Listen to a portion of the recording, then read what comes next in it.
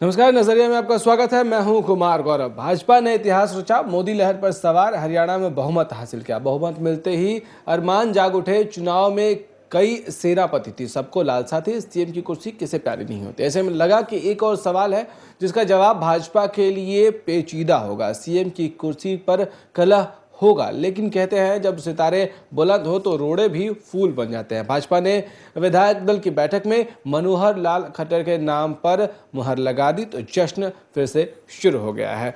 आज इसी जश्न के मौके पर हमारे साथ तीन मेहमान हैं, तीनों से बात करते हैं कि राजबाला सिंह जी हैं बीजेपी से, आपको बताएं। नवरातामल भटनागर साहब हैं, पॉलिटिकल एक्सपर्ट, और मंजुल पालीवाल जी हैं हमारे साथ, पॉलिटिकल एक्सपर्ट। आप तीनों मेहमानों का बहुत बहुत स्वागत है।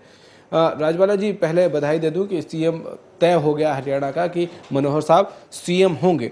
देखिए, मैं भी आपके चैनल के माध्यम से हरियाणा की जनता जिसने हमें स्पष्ट बहुमत दिया, बहुत बहुत सब लोगों का आभार और सबके सहयोग की हम कामना करते हुए सबका धन्यवाद करती हूँ मैं, और दिवाली की शुभकामनाएं सभी को।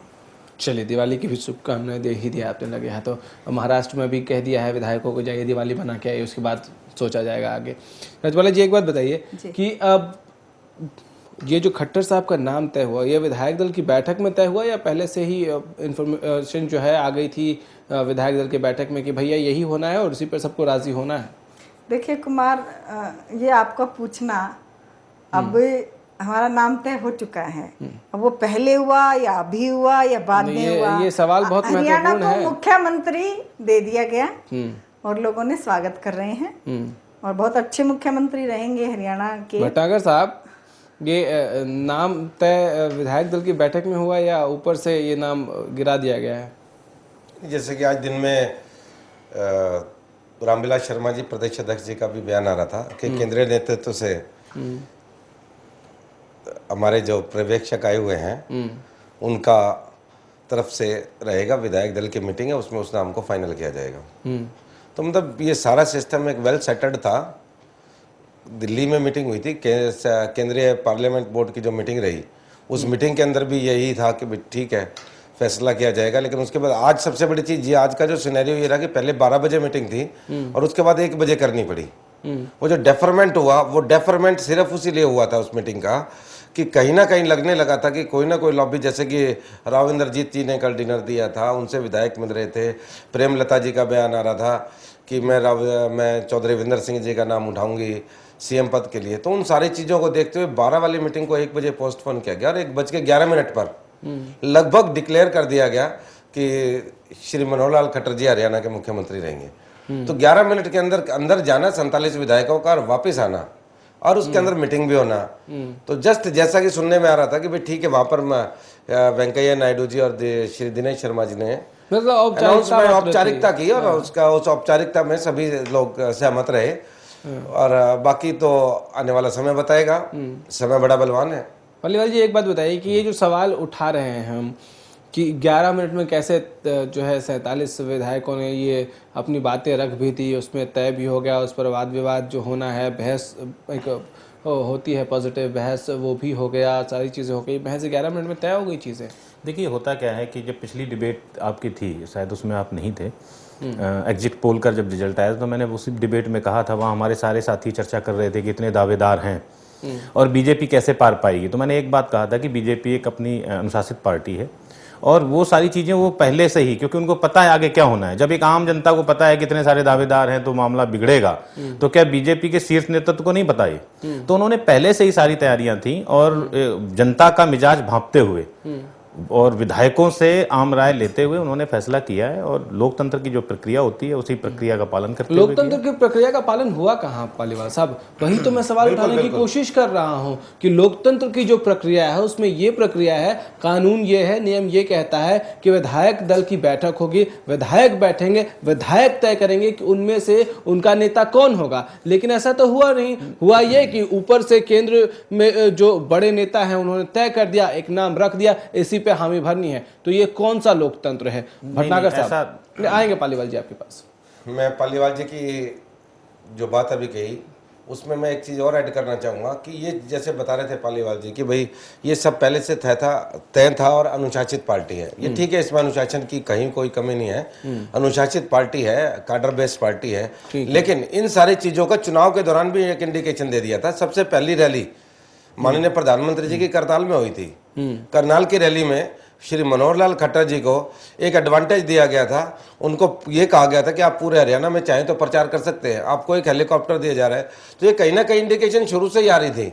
जो पॉलिटिक्स को पढ़ने वाले हैं या पॉलिटिक विशेषज्ञ, उन सबके दिमाग में ये था कि कहीं ना कहीं मनोहर लाल खट्टर जी को ही आगे किया जाएगा। कयासों के बाजार तो गर्म थे ही। बिल्कुल, वो बाजार गर्म था।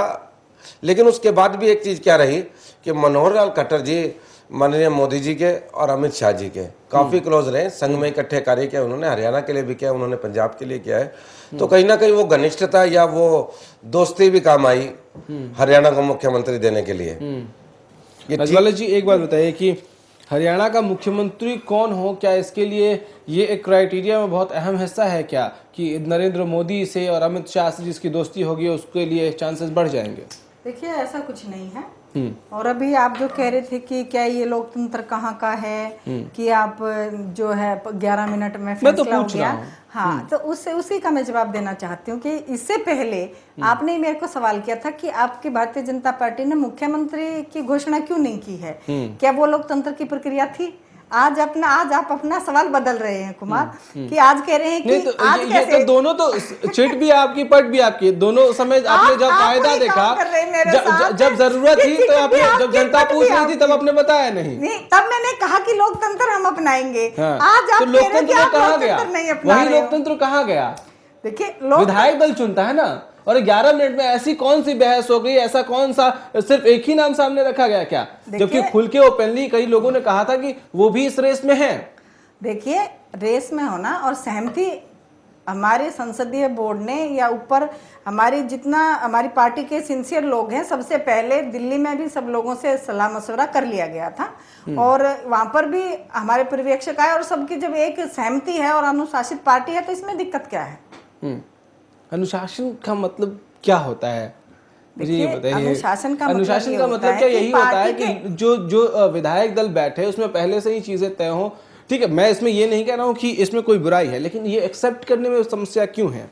कहीं एक्सेप्ट करने में आप लोगों को लग रहा है कि हमारे किसी विधायक ने कोई विरोध किया क्या? नहीं, तो आप एक बात कहिए ना कि ये विधायक दल में तय नहीं हुआ, ये ऊपर से तय होकर आया, ये कहिए, आप मानिए। नहीं, विधायक दल की भी सहमति है, ऊपर की सलाह है और नीचे की सहमति है, दोनों काम है ना। दोनों काम है। हाँ? भट्टागर साहब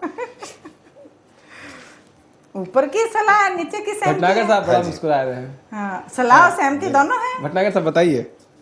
ये राजवाला बहन जी जो बोल रहे हैं, राजनीति में कुछ चीजें ऐसी रहती हैं जिनका कि परिपालन करना पड़ता है और उसको मुस्कुरा कर करें तो ज्यादा बढ़िया रहता है। जैसा बहन जी कर रहे हैं, ठीक है, अपना जनता समझती है सब कुछ, जनता जानती है। हाँ। और सब कुछ जो भी एक है, ठीक है, प्लांट वे में चलना पड़ता है, मैनेजमेंट चलानी है। ठीक है, अगर आपने मंत्रिमंडल बनाना है, मुख्यमंत्री बनाना है, तो कहीं ना कहीं किसी ना किसी तरह से सभी को साथ लेके चलना पड़ता है और उसके बाद फिर एक कहीं ना कहीं एक सहमति भी बनानी पड़ती है। और वो सहमति ऐसा नहीं होता कि वो विधायक दल की मीटिंग में ही होगी, वो सहमति लगभग पहले से ही तैयार एक प्रिपरेशन कर ली जाती है और वहां पे जाकर उसको एक मूर्त रूप देना होता है विधायक दल की बैठक के अंदर। ठीक है, जो भी मुख्य दावेदार आ रहे थे उन सभी से सभी नेताओं ने बात करी, केंद्रीय दल के नेताओं ने बात करी। उसके बाद जैसा ही परिणाम आया उनको सबको जैसे भी था एडजस्ट करना ही था। हाँ, एडजस्ट करना था, ऑप्शन नहीं था। तो इसीलिए पालीवाल जी, क्या कल भी हम इस बात की चर्चा करते हैं, क्या नरेंद्र मोदी का कद लोकसभा चुनाव और इन 2 विधानसभा चुनावों के नतीजों के बाद इतना बढ़ गया है कि वहाँ विरोध नाम की चीज एग्जिस्ट नहीं करती है? अगर विरोध भी क्यों कहें, अगर कोई अपना मत रखना चाहे कि मैं भी सीएम बनना चाहता हूं, तो उस मत की भी जो है कोई जगह नहीं बनती है क्या? देखिए, मैं इस बात से आपकी सहमत नहीं हूँ। मोदी जी का कद पहले से ही था, मतलब उनका बढ़ना कहाँ कौन से कद की बात कर रहे हैं? नहीं, जो जैसे लोकसभा, जैसे मैंने कहा लोकसभा से पहले ऐसा कौन सा मोदी का कद? नहीं, लोकसभा के बाद जैसे आपने कहा उनका लोकसभा में जनता ने जो समर्थन दिया, उनका आभा मंडल, उनका कद बढ़ चुका था। ये जो 2 चुनाव हुए उसमें मोहर लगी है, कद घटना बढ़ना नहीं, उसमें मोहर लग गई कि हाँ एक वो लीडर हैं। और न केवल मैं कहूंगा भारतीय जनता पार्टी जितनी भी ठीक है, मैं वही कह रहा हूं कि अब जो सिनेरियो है, क्या कद इतना ऊंचा हो गया है कि इसके बाद बीजेपी में कोई ऐसा व्यक्ति नहीं है जो उनके सामने खड़ा हो कि उनके किसी भी फैसले पर सवाल उठा सके, विरोध कर सके। इसमें है क्या कि जैसे एक लहर चलती है, आज बीजेपी की अगर हम लीडरशिप देखें तो बीजेपी लीडरशिप को उन पर भरोसा है और उन्हें लगता है कि ये व्यक्ति जो एक आया है, लोकसभा में जिताया, 2 राज्यों में जिताया है, अगर हम उसकी बात मान के चलते हैं आगे तो मुझे लगता है उनको ये भरोसा है कि वो जो कर रहे हैं शायद वो ठीक कर रहे हैं। यहाँ पर हम इस ढंग से इसको देखें तो ज्यादा बेहतर है। ये सवाल का जवाब नहीं है। भटनागर साहब, पालीवाल जी जो कह रहे हैं मोदी जी का कद बढ़ा है, कद क्या बढ़ा है, उनका प्रभाव बढ़ा है। पहले उनका प्रभाव सिर्फ गुजरात में था, उसके बाद हमारे को लोकसभा इलेक्शनों में पूरे देश के अंदर उनका प्रभाव दिखाई दिया। आज हरियाणा के इलेक्शन हुए हैं, हरियाणा में प्रभाव दिखाई दे रहा है, महाराष्ट्र में प्रभाव दिखाई दिया, लेकिन वो उतना नहीं रहा जितना हरियाणा में सोच रहे थे। अगर आप हम इस पूरे सिनेरियो को हरियाणा महाराष्ट्र दोनों को देखेंगे इकट्ठे में, तो हम देखेंगे कि महाराष्ट्र में भी ये गठबंधन तोड़कर अलग से चुनाव लड़ा, आज बहुमत के करीब नहीं है, 20-22 आदमियों की उनको रिक्वायरमेंट है। हरियाणा के अंदर ये रहा बिल्कुल जस्ट ऑन द एज है, 46 हमारे को चाहिए, 47 हमारे पास है। तो मतलब ये मोदी जी का सीटों पर प्रभाव है, क्षेत्रवाद नहीं ठीक है, धर्मवाद जो चल रहा है प्रभाव जो है वो कम नहीं हुआ है, ये इस बात बिल्कुल से बिल्कुल तय हो प्रभाव गया कम है। नहीं हुआ है, लेकिन और 4 सीटों से 47 सीटों तक पहुंचना अपने आप में एक बहुत चमत्कार है, हाँ, इससे वो कोई इनकार प्रभाव नहीं कर है, सकता है। लेकिन लहर या जिसको उसको हम लहर नहीं बोल सकते कि 4 से 47 है। नहीं, मैं 4 तो- से 47 मैं तो प्रभाव है उनका। मैं तो अगर मानता हूं इस तरह से 87 कहीं के ना अंदर कहीं, हाँ। कुमार जी चौधरी देवीलाल जी थे, 90 में से 83 सीट जीत कर आए थे।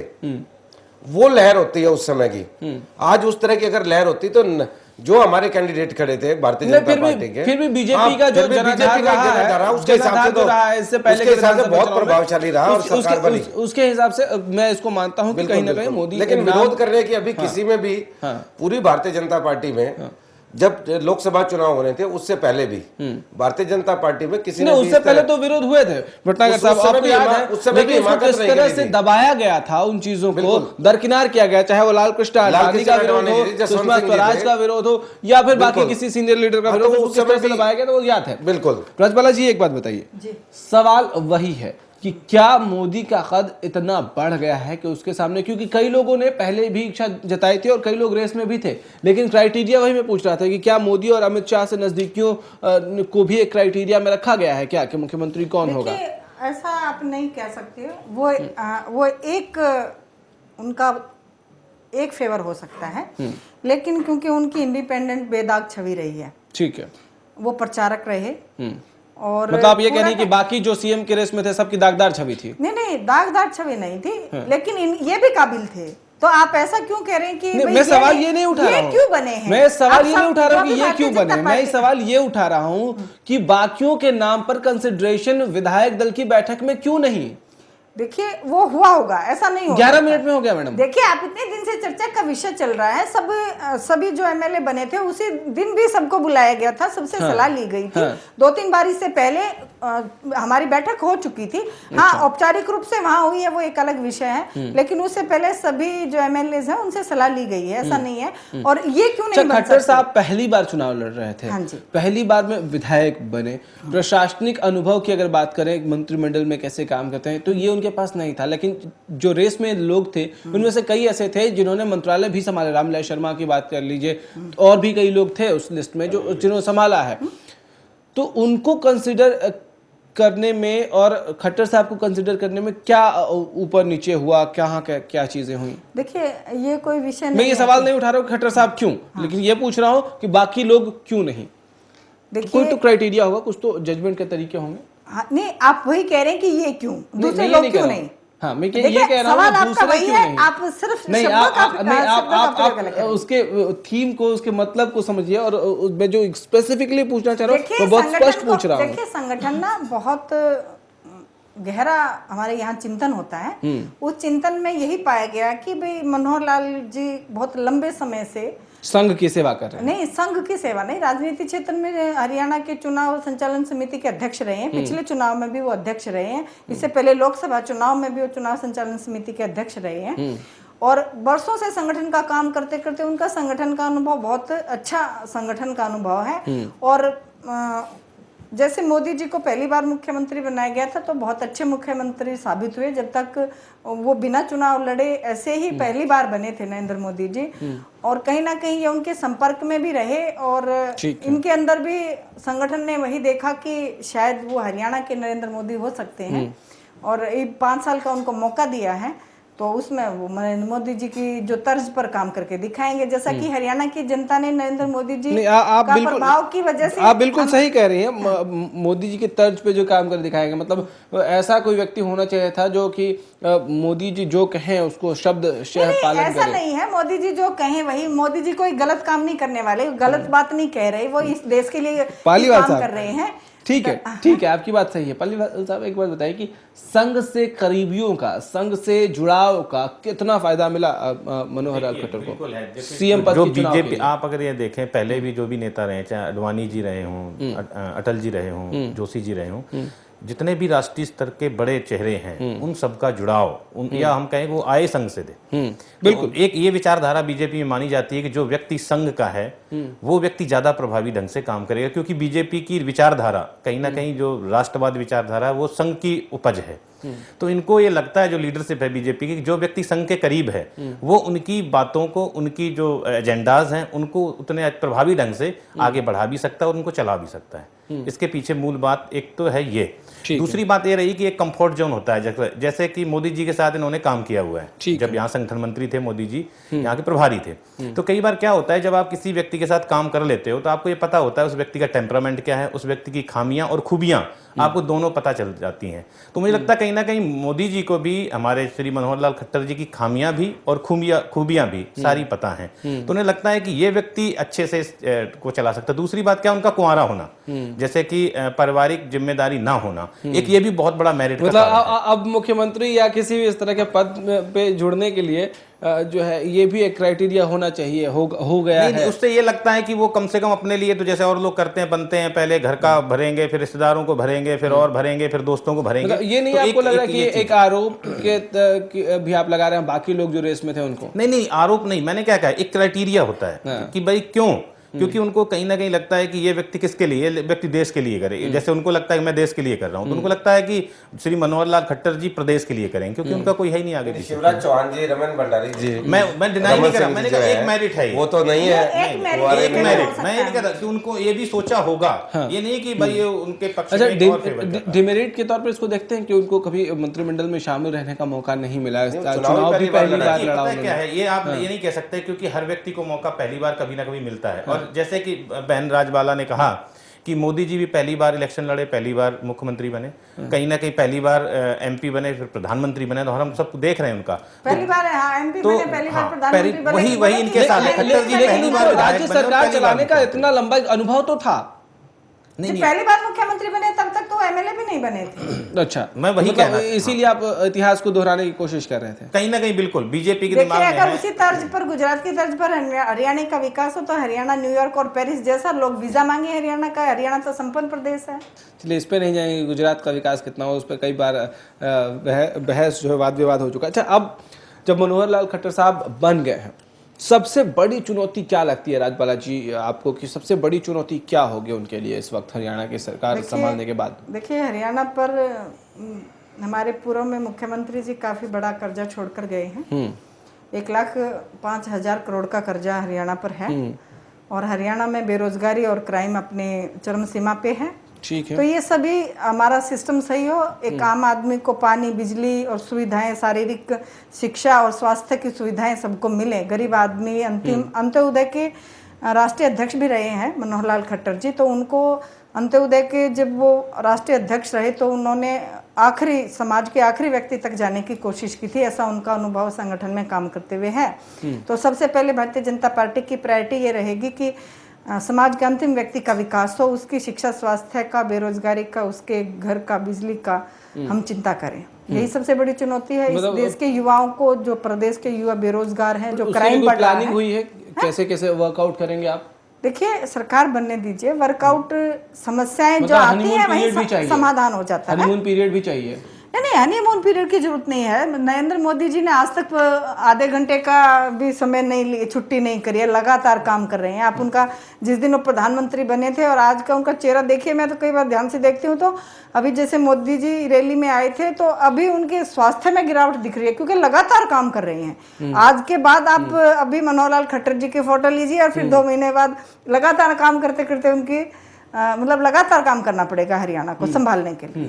अच्छा, यही चुनौती है हमारे सामने। ठीक है भटनागर साहब, एक बात बताइए, सबसे बड़ी चुनौतियां क्या है और क्या इसको पूरे करने के लिए आपको लग रहा है कि बीजेपी ने प्लानिंग कर रखे, या बीजेपी अब तक जो प्लान कर रही थी इन 1.5-2 महीने में वो सिर्फ इसलिए थी कि चुनाव कैसे जीते, स्ट्रैटेजी क्या बनाए कि चुनाव में एक और वोट ज्यादा मिले? कुमार जी, अभी तक जो भी कि कोई भी पार्टी चुनाव जब लड़ती है तो चुनाव के दौरान उसकी एक अलग स्ट्रेटेजी होती है, एक अलग पॉलिसीज होती है जो जनता को क्लिक करते हैं, उन मुद्दों को उस एरियाज में उठाया जाता है। लेकिन इस टाइम हरियाणा के अंदर सबसे बड़ी चुनौती जो माननीय श्री मनोहर लाल खट्टर जी के सामने आने वाली है, एक तो भू अधिग्रहण के बारे में बार बार आंदोलन भी हुए, भारतीय जनता पार्टी ने उनका समर्थन किया है, उसके बारे में वो क्या एक्शन लेना चाहेंगे। जो भू अधिग्रहण हुआ है किसानों की जमीन, ये आपने वाजिब सवाल उठाया। एक लास्ट कमेंट चाहूंगा पालीवाल साहब आपसे कि खेमका साहब ने भी यही सवाल पूछा है कि अब तक जो जमीन अधिग्रहण की बातें रही हैं या इस तरह की जितने भ्रष्टाचार के मामले रहे उस पर बीजेपी क्या एक्शन लेगी, क्या ये सबसे बड़ी चुनौती के तौर पे होगा बीजेपी के सामने? बिल्कुल, ये सबसे बड़ी चुनौती, और उसके साथ साथ जैसे कि अभी आपने कहा, खेमका जी ने कहा, ये सबसे बड़ी चुनौती रहने वाली है। और उसके साथ साथ जो एक क्षेत्र विशेष में जो ब्यूरोक्रेसी को छूट दी गई थी, मतलब ब्यूरोक्रेसी जो बेलगाम हो गई थी, सबको पता है किस तरीके से लोग काम कर रहे थे, सरकारी अधिकारी कर्मचारी, तो उस पर नियंत्रण करना मुझे लगता है कि वो इससे भी बड़ा काम रहेगा। चलिए, आप तीनों मेहमानों को बहुत बहुत शुक्रिया हमारे साथ इस चर्चा में शामिल होने के लिए। तो अब मनोहर लाल खट्टर साहब चुन लिए गए हैं, सीएम हैं हरियाणा के। अब वो औपचारिकताएं जो बाकी हैं, शपथ ग्रहण बहुत जल्द होने वाला है, मनोहर सरकार होगा हरियाणा में। लेकिन सबसे बड़ी जो चुनौतियां हैं, क्या उसको पार पाने के लिए स्ट्रैटेजीज हैं बीजेपी के पास, और अगर नहीं है तो कितना वक्त लगेगा, स्ट्रैटेजीज को अमली जामा पहनाने में कितना वक्त लगेगा, ये अपने आप में अब सवाल जो है वो जनता पूछेगी, क्योंकि जनता ने काफी उम्मीदों के साथ भाजपा को सत्ता सौंपी है। तो इन सब चीजों का इंतजार करिए और मुझे दीजिए इजाजत। नमस्कार।